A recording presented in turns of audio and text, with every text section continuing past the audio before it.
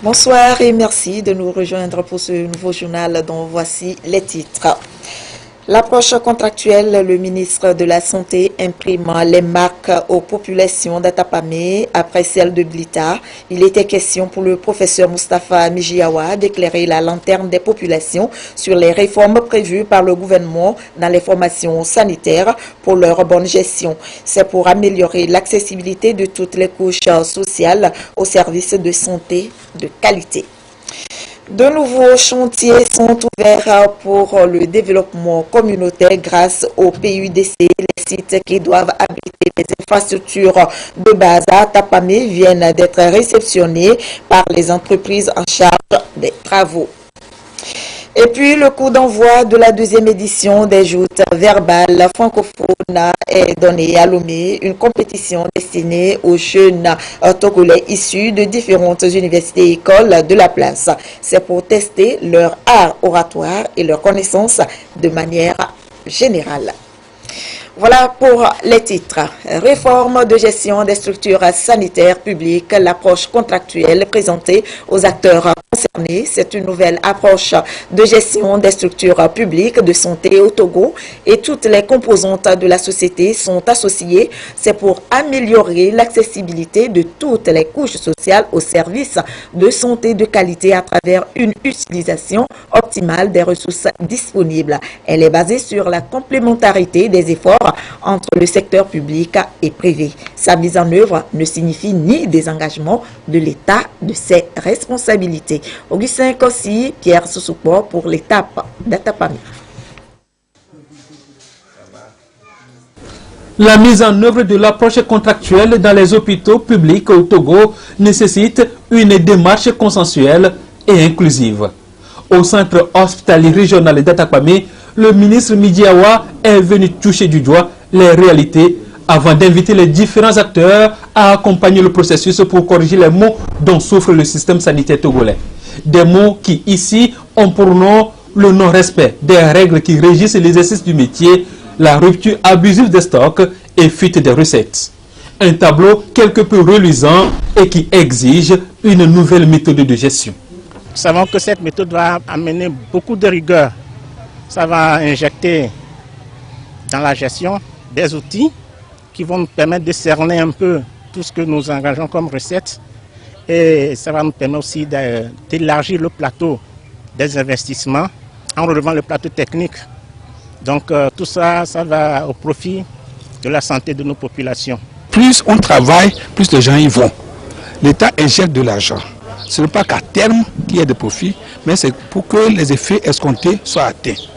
Donc nous avons conscience que si on met en place effectivement cette contractualisation et si c'est bien appliqué, c'est une bonne gouvernance qui va amener les structures à augmenter leurs prestations. L'amélioration des prestations dans les formations sanitaires et l'accès de tous à des soins de santé de qualité sont entre autres motivations du gouvernement en concédant la gestion des centres de santé à des sociétés contractantes.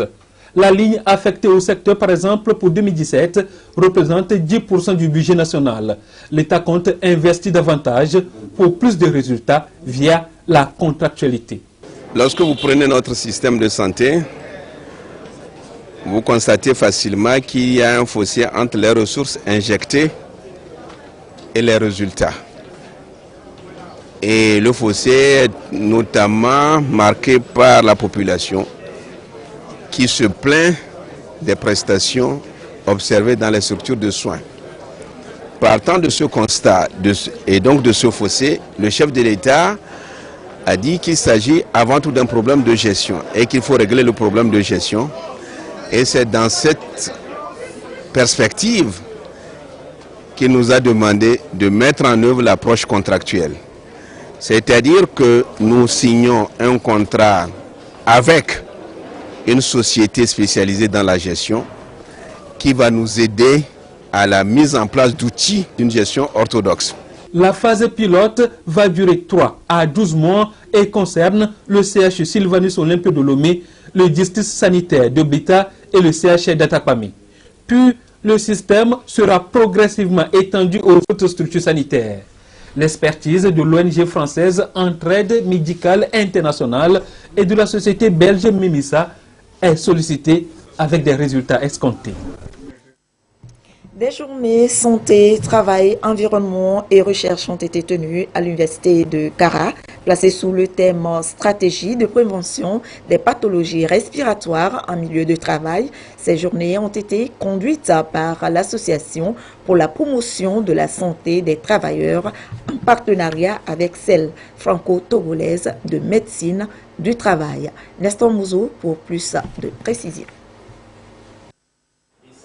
L'université de Kara, disposée à respecter les standards internationaux en ce qui concerne la protection des travailleurs sur leur lieu de travail. Cette institution a déjà mis en place un comité de sécurité santé au travail. Elle s'est tournée à présent vers la POSAT, Association pour la promotion de la santé des travailleurs, et sa partenaire, la FTMT, Association franco-togolaise de médecine du travail, pour conduire la suite du processus. Cette activité baptisée Journée de santé, travail, environnement et recherche a engagé un débat sur les stratégies de prévention des pathologies respiratoires en milieu du travail. L'objectif principal, c'est de prendre le sujet sur les nuisances liées à l'empoussiérage et aux produits chimiques et avec leur atteinte sur l'appareil respiratoire. Et nous avons pensé qu'il faut d'abord sensibiliser les partenaires. La deuxième étape sera donc de pouvoir former les professionnels de santé au travail au dépistage donc des signes d'atteinte liés à l'empoussiérage. Nous allons définir ensemble un plan d'action consistant donc à mener des actions effectivement de sensibilisation d'abord, ensuite de pouvoir collecter les informations des uns et des autres sur les affections qui ont pu être enregistrées pour compiler et en faire donc déjà des données de base. Après ces journées de santé, travail, environnement et recherche qui concernent prioritairement les membres du comité de sécurité santé au travail, la POSAT va procéder à une visite médicale spéciale du personnel enseignant, technique et administratif de l'université de Kara et va travailler pour l'introduction d'une unité d'enseignement de sécurité, santé et environnement dans les curricula de formation des étudiants. Le processus de mise en œuvre du PUDC, Programme d'urgence de développement communautaire, est en cours au Togo. Les sites qui doivent abriter les infrastructures de base viennent d'être remis aux entreprises en charge des travaux en présence des populations bénéficiaires à Atapamé. L'occasion de les sensibiliser sur l'importance du PUDC. Yves Agbevivi. Comme dans les 11 préfectures de la région des Plateaux, la préfecture de Logou vient de bénéficier d'un financement pour la construction de 11 structures scolaires composées de 15 salles de classe avec une direction, un magasin et de 2 blocs administratifs. À cela vient s'ajouter la construction du CMS d'Agbonou, évalué à 117 millions de francs CFA, financé par le programme d'urgence de développement communautaire PUDC, une initiative du chef de l'État qui, selon le préfet de Logou, Edo Akapo, à la remise des sites où seront réalisées les infrastructures est un appui nécessaire à la promotion de l'économie nationale, à l'épanouissement du citoyen et au recul de la pauvreté avec la réduction des insuffisances dans le domaine des infrastructures de base que sont l'éducation et la santé. La rencontre a servi de cadre pour la sensibilisation des populations sur le PUDC.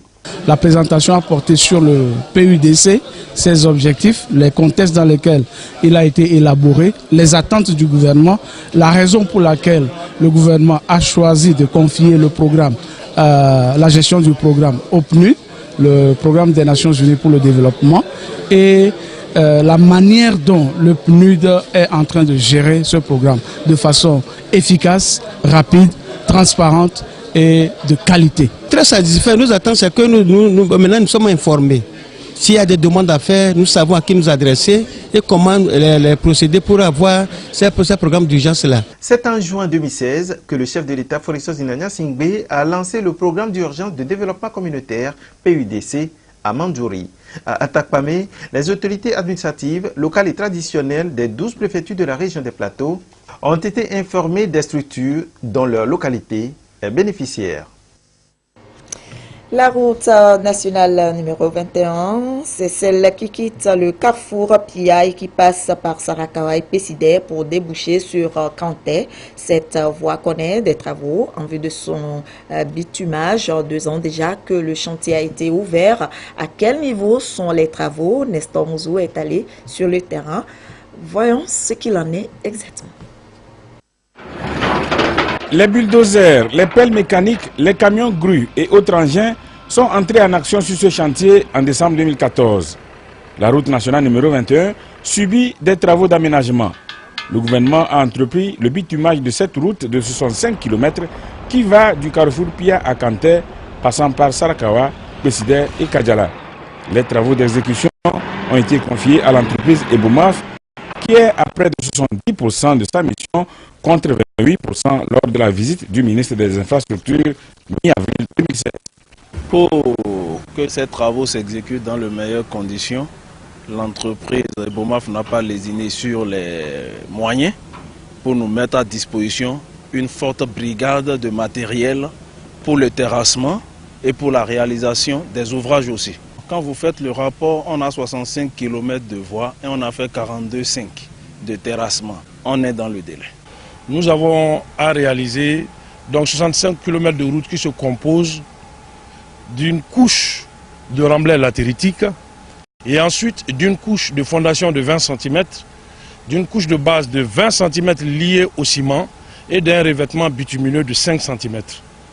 Il a rappelé bien évidemment que la couche de remblai latéritique a une épaisseur variable selon qu'on soit à tel ou tel endroit du projet. Dans les zones de dépression, ça peut varier. Souvent, on a 1 mètre, on a 2 mètres de remblai à faire. C'est variable. 129 ouvrages de franchissement sont prévus. Le pont de Pessidé sera de loin le plus long. Sa portée est de 120 mètres.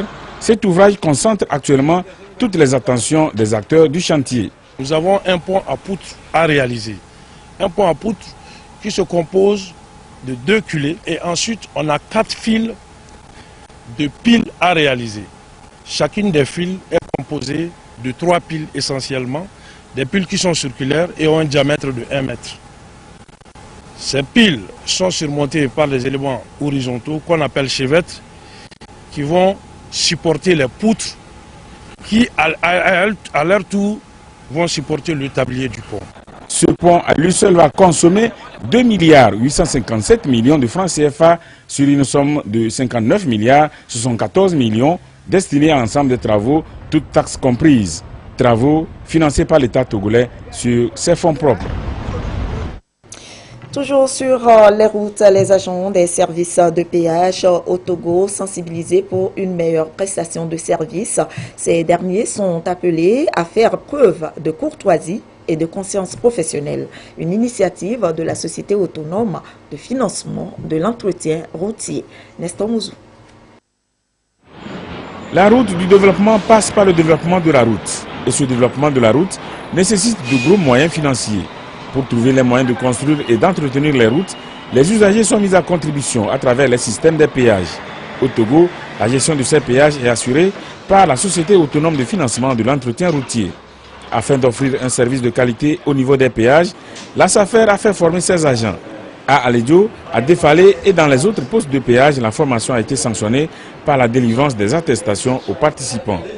Il est de bon temps pour toute société, toute institution qui se respecte de former ses agents. Nous avons lancé un appel à concurrence où le cabinet MRH Consult a gagné le marché et est passé pour la formation. Et la formation était axée sur 3 modules. Et la conscience professionnelle, la communication interpersonnelle et ensuite l'accueil client. L'accueil client, pourquoi? Parce que nous voudrions que nos usagers, quand ils viennent ici, qu'ils soient bien accueillis et qu'ils passent ici en ayant un bon souvenir de leur passage au poste. Un agent formé est un agent capable de bien servir. Les employés des postes de péage de la SAFER ont donc reçu les outils nécessaires pour être à la hauteur des attentes. Si on n'a pas de bon comportement, les clients qui passeront seront toujours déçus et ils iront vraiment présenter un mauvais visage, un mauvais portrait du service et ça dépendra de nous. La conscience professionnelle qu'on nous a appris présentement quand on vient au service, il n'y a plus de retard. Il n'y a plus d'abandon de poste. Tout le monde est à sa place. Donc c'est un point. Au niveau de la communication, nous avons constaté que présentement les gens, en se parlant, se donnent du respect. Cette formation nous a permis, sur le poste, de savoir gérer les humeurs des usagers, de collaborer en tant que personnel au sein de la SAFER, de mener une réflexion commune pour gérer les difficultés que nous croisons sur le poste. La formation a eu lieu en novembre. 3 mois après, la SAFER estime qu'elle a déjà commencé par faire ses preuves. Depuis novembre à maintenant, nous voyons déjà les résultats. Nous avons enregistré de moins en moins d'incidents entre nos agents et les usagers. Et ça, c'est très important pour nous. Et nous voulons même arriver à un point où il y a 0 incident entre nos agents et les usagers. C'est un droit pour les agents, mais c'est aussi un devoir de la SAFER de renforcer les capacités de ses employés. La SAFER gère 6 postes de péage. Les agents des 6 postes ont bénéficié de la première formation qu'elle a initiée. La Banque mondiale fait le suivi du PIGCT, projet gestion intégrée des catastrophes et des terres au Togo. Après une sortie de terrain, la mission a procédé à la restitution dans le souci d'élaborer une feuille de route pour d'autres activités. Yasmina Kodia, Gérard Laboudou. Officiellement, le projet gestion intégrée des catastrophes et des terres PGCT prend fin en juin 2017 au Togo.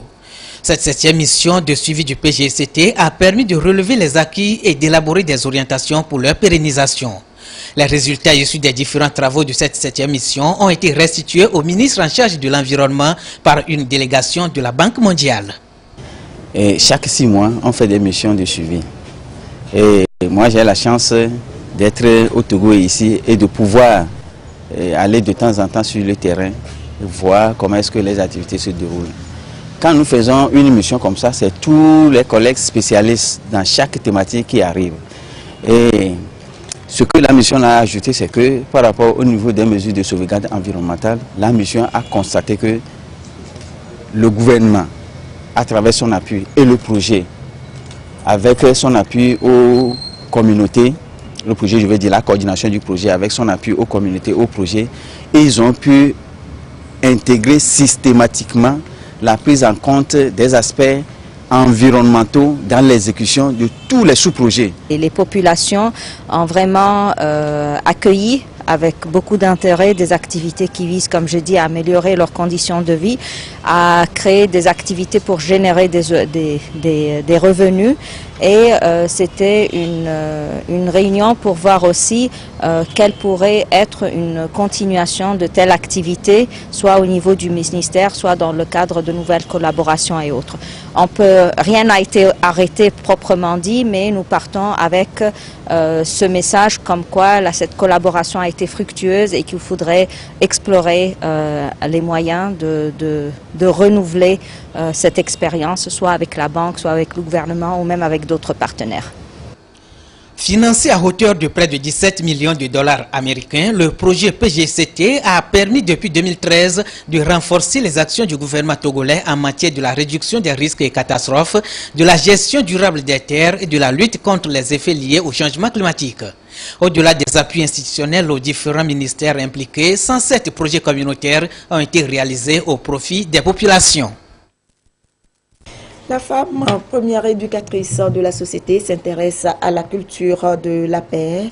À Lomé, les femmes de différentes dénominations religieuses se sont réunies autour du thème « La culture de la paix dans nos sociétés, responsabilité et contribution de la femme », une initiative du magazine Le Pacifique qui veut promouvoir les valeurs de la tolérance et renforcer leur capacité sur les notions de la stabilité et la paix, en vue de l'instauration d'une société sans conflit.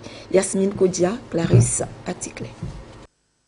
Qu'elle soit chrétienne, musulmane ou d'autres obédiences religieuses, la femme est appelée à être une actrice de paix. C'est cette même valeur qu'elle doit transmettre à ses progénitures pour l'instauration d'une société sans conflit ni heurts.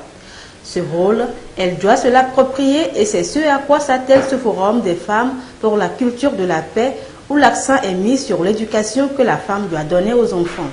il y a l'humilité, la concorde, le dialogue, la compréhension entre les êtres humains, entre vous et vos semblables.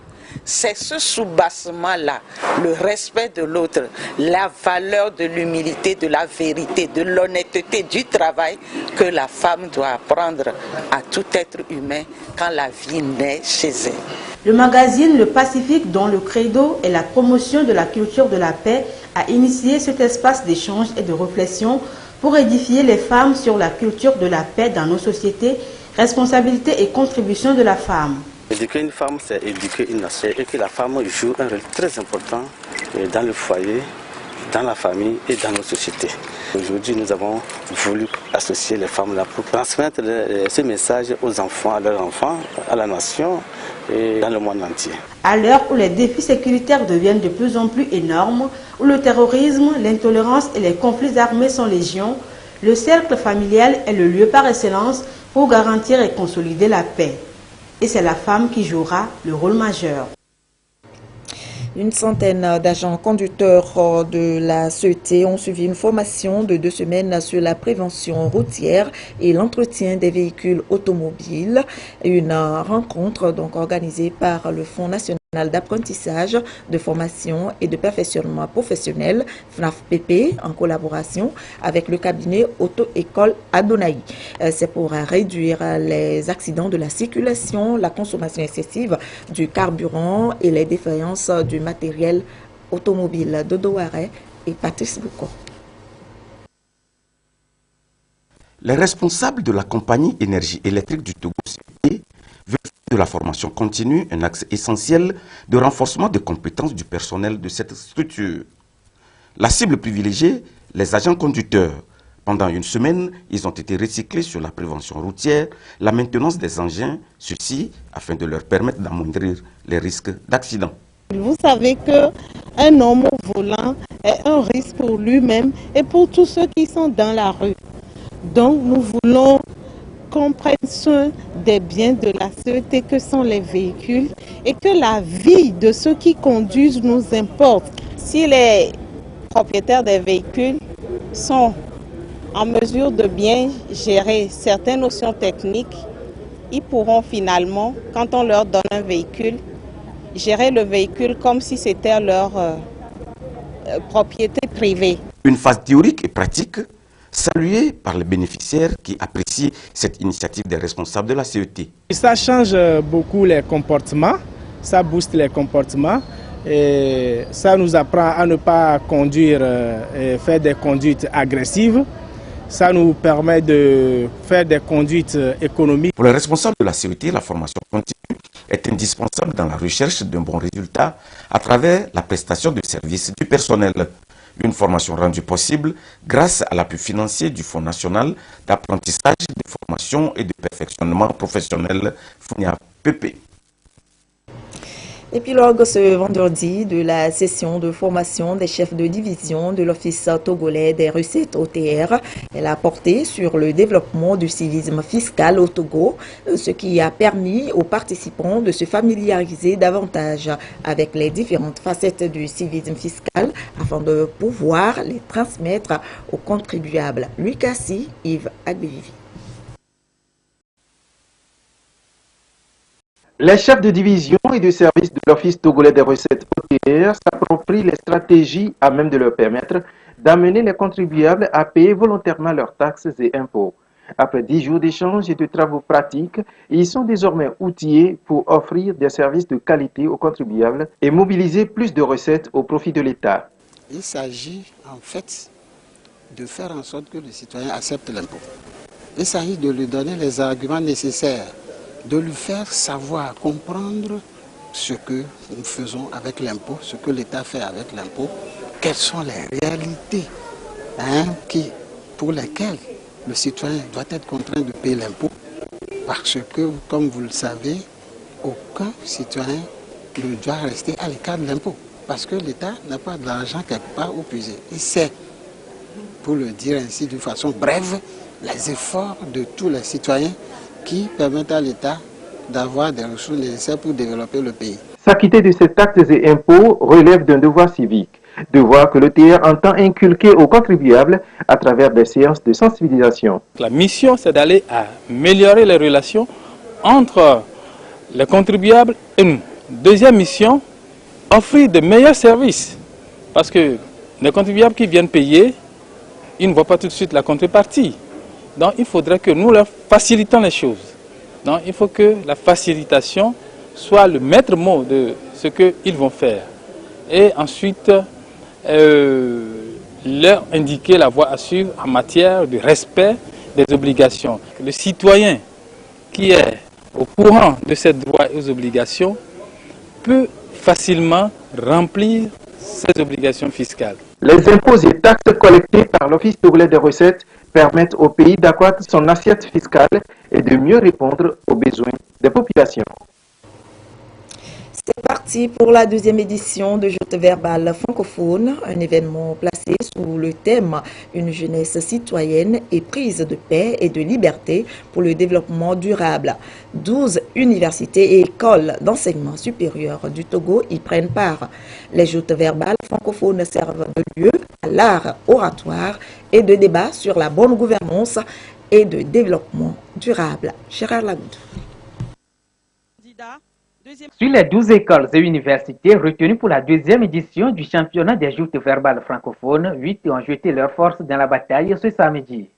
ESIG Global Success, la faculté des lettres de l'université de Lomé, IAEC UBK, ESIAGA Mordei, SGIS, IERIS, la faculté des sciences de l'université de Lomé et l'ISDI.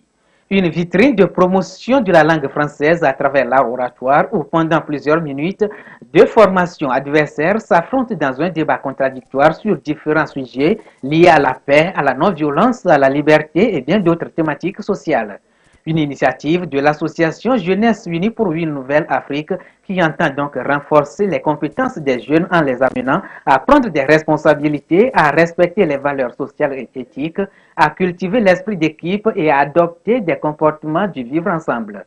D'où le thème « Une jeunesse citoyenne et prise de paix et de liberté pour le développement » a été retenu pour cette compétition. À l'issue des différentes confrontations, 4 équipes ont tiré leur épingle du jeu. Il s'agit de la faculté des lettres de l'université de Lomé, SGIS, IAEC UBK et l'ISDI. Mais tout est encore jouable pour les 4 formations éliminées dans cette première phase de la compétition. La deuxième phase et les quarts de finale auront lieu les 1er, 4 et 11 mars prochains à l'Institut français du Togo. Les demi-finales suivies de la grande finale se tiendront le 18 mars 2017. Sport football avec le tournoi Charles Debache. La première édition, le match de cet après-midi a opposé le FC Cité Millennium et Traoré FC. Score final après les tirs au but 8-7 en faveur du Football Club Cité Millennium. C'était en présence du ministre en charge des sports, Guy Madé Lorenzo. Sylvain Abdou.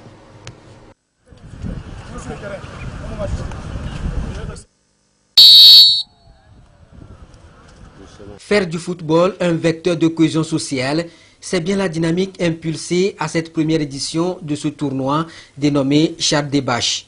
Après les éliminatoires, 2 équipes, FC Cité Millennium en rouge et Traoré FC en orange, ont détenu leur ticket pour la finale. À l'entame de la compétition, chaque équipe a su mettre en relief sa technique offensive qui malheureusement n'a pas permis d'ouvrir le score. Elles vont à la pause 0-0. À la reprise, c'est FC Millennium qui tente d'ouvrir le score à 2 reprises, mais pas de réussite. Et le score reste toujours nul à la fin du temps réglementaire. C'est finalement au tir au but que FC Cité Millennium a concrétisé son rêve, celui de gagner cette finale. Score à l'issue des tirs au but, 8-7. Je suis très ému pour la victoire. Je remercie beaucoup notre coach qui nous a... Déjà, vous n'êtes pas sans savoir que l'équipe adverse est un adversaire de taille. Donc, on a coincé le milieu et dans tous les compartiments, tout a été joué. Et je pense que c'est ça qui a fait notre victoire. Et c'est avec des manifestations de ce type qui deviennent de plus en plus populaires que se répandra le sport de haut niveau au Togo, comme il a déjà commencé à le faire. Nous nous insérons tous dans le cadre défini par le chef de l'État, qui est de porter le Togo à l'excellence dans tous les domaines, et le domaine sportif est un des domaines les plus importants à cet égard. Cette compétition est une opportunité pour amener les jeunes amoureux du ballon rond à cultiver des valeurs telles que le respect de l'autre, le vivre ensemble et surtout les inciter à faire du football roi un facteur de cohésion et de l'épanouissement. La vision que nous poursuivons, c'est-à-dire de développer le sport de masse, le football à la base, eh bien, cela se concrétise week-end après week-end. Et ce que nous avons vu cet après-midi ici, dans le cadre de la finale de la première édition du tournoi de la cité Millennium, j'espère que dans d'autres quartiers de Lomé et dans les autres quartiers des grandes villes du Togo, nous allons pouvoir assister à ces manifestations sportives qui réunissent notre jeunesse et tous les amoureux du ballon rond. Démarré le 27 janvier dernier, 6 équipes ont pris part à ce tournoi. Au-delà de son caractère national, des Maliens résidant au Togo étaient aussi en liste. C'est d'ailleurs l'équipe finaliste perdante. Le meilleur buteur, meilleur entraîneur et meilleur joueur, chacun est reparti avec une récompense. Voilà, ce sera tout pour ce journal. Merci de nous avoir prêté attention. Nos programmes se poursuivent. Je vous souhaite une très belle soirée et un bon début de semaine.